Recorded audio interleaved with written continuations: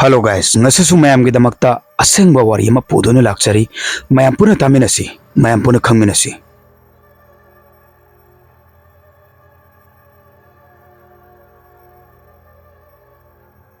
Megi tarik marisi imanabagi birthday numine. Ado imanabagi birthday numine habasa aina kautho uba haiba tare. Nungthang wairam pung manga taba kanda aigi imanaba James na aingonda call torpa. Matamduda aisu dukan phamduna leiri. Imanabana call torpaduda aina paikhatlaga mana asum hairi. Ito kaidore hauji phawba laktragadi mi loina laknarabane law asum hairakpa. Magi wahai sida ai bhap taba ngamlamdi aina James ta hai ito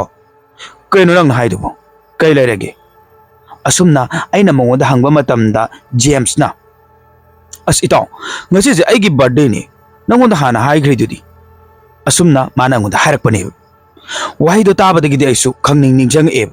aduga aina mu haire ba mongoda ito ai la again aduga aisa phone je thamme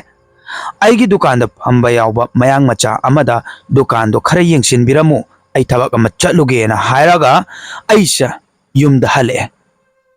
ai yum yorokpada pung manga makhai muk tare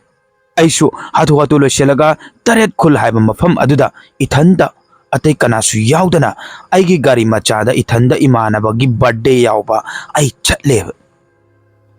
aigi gari su thauba khara nungaite yamna tappa yamna yangna thauba yadaba imanabagi khun machin yorokpada pung nipan makhai tare mafam sa yamna su sui tanja sida aigi gari su start muthokibani mafam si mai ngan ba amata ude mi chatpa gari thaubasu amata ubanate mafam sina haigadra gari ga yadabaga aigi hakchang da karigumba akiba kharadi adum phawrakhi aisu aigi gari ja start haunaba yam kanna hotnaram nungsesu lere sili matam sida aise khanghodana tu chumakhi kiba sum henjalaki aduga aina gari ki kanna kauringe khanghodana nungjing khara aigi nangan sida chairakpa tharakpa matam sida aina mina tharakpa manba aiji am sauna laurga haibane hai kanano mi sitriro adumaina haiba haitare kari haigim no eju khangdiba bedeng parang ngangreba ngang gari ki kawdi lepteba adubu daw yaba haigadra tanja sidadi gari jo start to hogdokhreba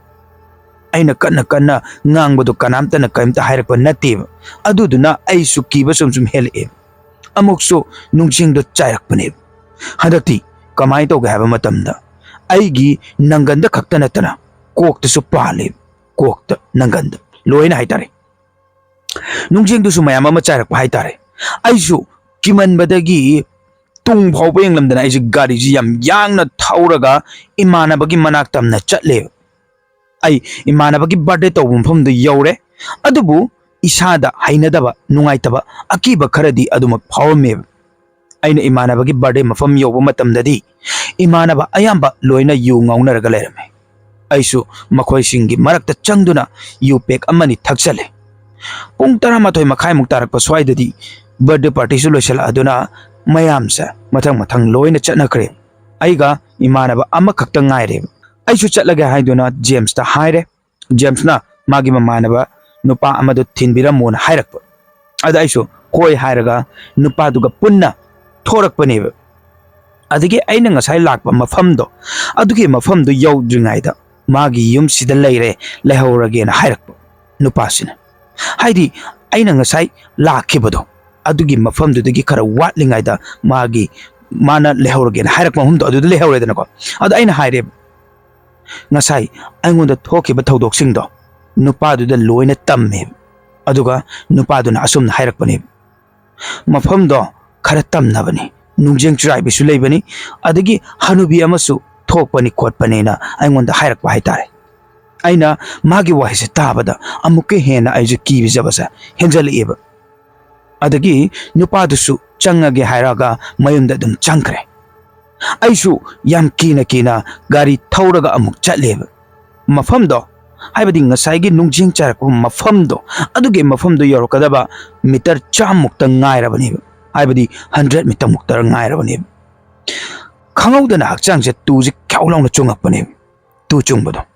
आइसु मफमसा याम थुना लालागे खंदुना आइजे गाड़ी जे यांगना थौबने अदुगा मपासी योब मतमदा अमुक यामलबा नुंजिंग अमुक अंगोंदा चाइरकपने खंगौदना माइ मिचिदा पोदर पोदर लाउना थोमजलकपने अदो गाड़ी दगा पोर पोर ताबदो अदो माइ तोरकपदुदा आइसु post मखोंग अमदा आइगी गाड़ी जा थेंजलेब थोमजलेब आइजे कीबना तौफम अमता खंद्रेब नाहक लेरगा अमुक कदोमदगिनो खंगदेब नुंजिंग पंगचाइदा चाइरेब आइसु तौफम खंगदना आइगे गाड़ी सा भाब तादबिदा पंगथौदा थौरेब आइसु तौफम अमता खंद्रबनिको भामेन अमता ताद्रबनि फुक हौगलगा युम यौनबा आइसा क्वेश्चन चेलेब अदुबु फना सांगना फाउबदि नुंजिंगदो अदुम चाइरकपा कीबगा पखतपगा अनिदुना लोइना खिबना आइसे मी लेबा लेतबा अमता खंद्रेब क्वेश्चन चेलेब अदुमाइना सुम चेलकपदगिदि आइसा चेकोन अमा यौरे अदुदगिदि आइसा वखल खरा ताखि अदुगा आइना खोंगदि येंगबा मतमदा आइगी खोंगुपतो अमता यौरमद्रेब खोंगसा यामना नारंबा हाइबा तारे खोंया खरा तटलेब आई अमुक यौनबा खोंग सेकना अमुकसु चटलेब युम यौनबा अदुगा युम यौबा मतमददि आइसा ज्ञान अदुम मांगख्रेब नोंगालकपदा हॉस्पिटल दा आइसा लेरमेब मसिगी मतुंगदा आइना इमादा आइगी थोकिबा थौदोकसिंगदो लोइना हाइरेब अदगी इमाना माइबी मा तौरगा लाइटिंग खरा खुरम थोक्सी हाइदुना आइसा वाखल खरा नुंगाइना बाहाइदुना लाइक खुरम थोक पिखिब अदगी अदमाइना लाइक खुरम थोकपदगिदि आइगी वाखलसा खरा नॉर्मल तारखि अदमाइ तौदना आई मखाताना इमानबगी मनाक्ता आइना ngarang चलुबदो मागी मनाक्ता आइसा मुहना चटखिद्रेब नुंधांग अमंबा अथेंगबा अहिंगद पुनबसु पांगना फंखिद्रेब आइसु आइगी दुकान फमदुना नुंगाइना मुक लेखि मसेनि आइगी पुनसिदा थोखिबा असेंबा वारी हाइरगदि असिगुमलबा असेंबा वारी ताबिनिंगबा लेरगसु अखोइगी चैनल सिदा वारी थागलकपा ngaiduna lebiu अखोइना मयामगी सुंसोय सोइदना मतंग मतम चाना मयामगी दमक्ता अखोइगी नुंगाइ नुंगाइबा वारी पुदुना लाक्सगे हाइबजे थमजबगा लोइनना ngasi gi wari si matang sida loishin jarage mathang gi wari da mu mayam puna thengnar si yai fare